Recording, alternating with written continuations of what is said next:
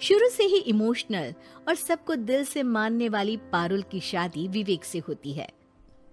क्या है यार, शादी के वक्त तो तुम दुबली हो गई थी, लेकिन शादी के 2 साल में ही फिर फूलकर गुप्पा हो गई हो। पारुल के साथ अब विवेक का व्यवहार बदल गया। सास ससुर भी बिना बात के ताने देते। अरे 2 साल हो गए, बच्चा नहीं हुआ, निकल यहाँ से। विवेक का भी सहारा पारुल को नहीं मिलता है। लेकिन जिस विवेक से पारुल को तलाक के एवज में 18 लाख मिले होते हैं, वो पारुल एक दिन, इंस्पेक्टर साहब, मुझे कंप्लेंट लिखवानी है। जी मैडम, क्या हुआ?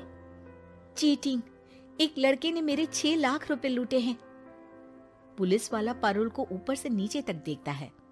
मामला क्या है, विस्तार से बताइए। पारुल फिर जो बताना शुरू करती है, उसके बाद इंसानियत से भरोसा उठना लाजमी है।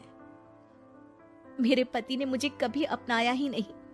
शादी के 3 साल में ही मेरा तलाक हो गया। मैं नहीं चाहती थी कि मैं उनसे एक भी पैसा लूं, लेकिन वकील और मेरे माता पिता ने उनसे 18 लाख की रकम ली। फिर क्या हुआ? क्या वो पैसे उसने वापस ले लिए? नहीं, उन्होंने तो उसके बाद मुझसे कभी कांटेक्ट भी नहीं किया। फिर? किसी डेटिंग साइट से मुझे आनंद नाम का एक लड़का मिला। उसके साथ मुझे लगा कि मैं दोबारा जिंदगी बना सकती हूँ। वो मेरी केयर करता, मेरी छोटी बड़ी चीजों का ख्याल रखता और मेरा साथ देता। अच्छा, क्या उसने तुम्हें शादी करने का झांसा दिया था? हाँ, वो भी तलाकशुदा था। पहले तो उसने मुझसे कहा कि उसकी एक बेटी है, लेकिन फिर पता चला कि उसकी एक नहीं 2 बेटियां हैं। इतना ही नहीं, दिल्ली के एक आम इलाके में वो बीवी और बच्चियों के साथ ही रहता है। तो आपसे इमोशनली फ्रॉड कर उसने पैसे ऐंठे? जी, अब मेरे पास कुछ नहीं है, ना पैसे ना वो। मैं बस किसी भी हालत में अपने पैसे वापस चाहती हूँ, जो मेरे बुरे वक्त में मेरे काम आ सकते हैं। ठीक है।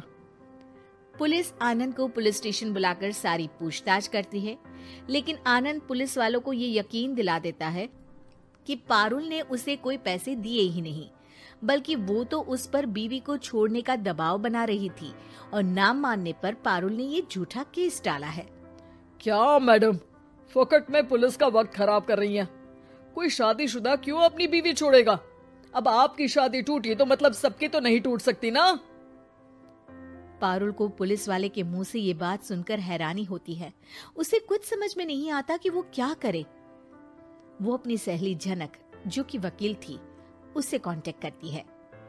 झनक, मैं क्या करूं? मैं कैसे पुलिस को यकीन दिलाऊं कि आनंद ने मेरे साथ न सिर्फ शारीरिक और मानसिक चीट किया है, बल्कि आर्थिक तौर पर भी वो मुझे खाली कर गया है।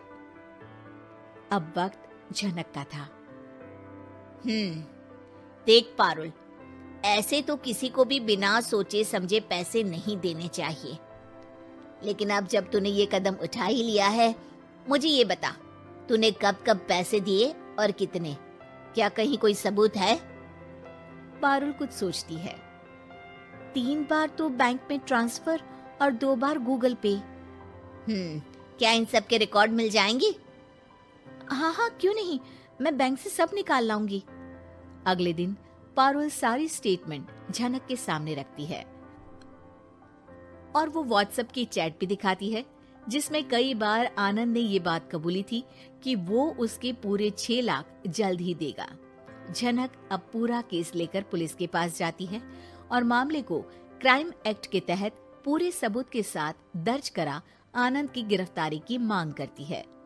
पुलिस आनंद को लेने जैसे ही उसके घर जाता है, उसका सारा मामला बीवी और बच्चों के सामने खुल जाता है। पुलिस स्टेशन में पारुल को देखकर आनंद भड़क जाता है। ओह, तो बहुत होशियार बन रही हो तुम। ये झनक है ना तुम्हारी बचपन की सहेली? बताऊं सबको तुम्हारे बारे में? सब है मेरे पास, वो फोटो, वो वीडियो, तेरे भाई का नंबर भी है। 6 लाख क्या, अब 1 रुपया भी निकाल कर दिखा दे। वो पुलिस स्टेशन में जोर जोर से चिल्ला रहा था कि तभी पुलिस के एक सीनियर ऑफिसर को गुस्सा आ जाता है। क्यों चिल्ला रहा है? अब तो सारे सबूत है तेरे खिलाफ। ऊपर से यहाँ चिल्ला चिल्ला कर तूने खुद को तो गड्ढे में धकेल दिया है। जल्दी बता, लड़की के पैसे लौट आता है या फिर? आनंद डर जाता है। तभी उसकी बीवी और बच्चे पुलिस स्टेशन में आकर पारुल के पैसों का बैग देते हैं। मेरे पति को माफ कर दीजिए, प्लीज उन्हें पुलिस से बचा लीजिए। मेरे छोटे बच्चे हैं, ये कैसे रहेंगे? होता भी यही है। पारुल केस वापस ले लेती है, लेकिन उस सबक के साथ कि इमोशनल होकर किसी को भी अपना पैसा नहीं देना चाहिए। झूठ बोलकर रिश्ते कभी ना बनते हैं और ना ही निभते हैं।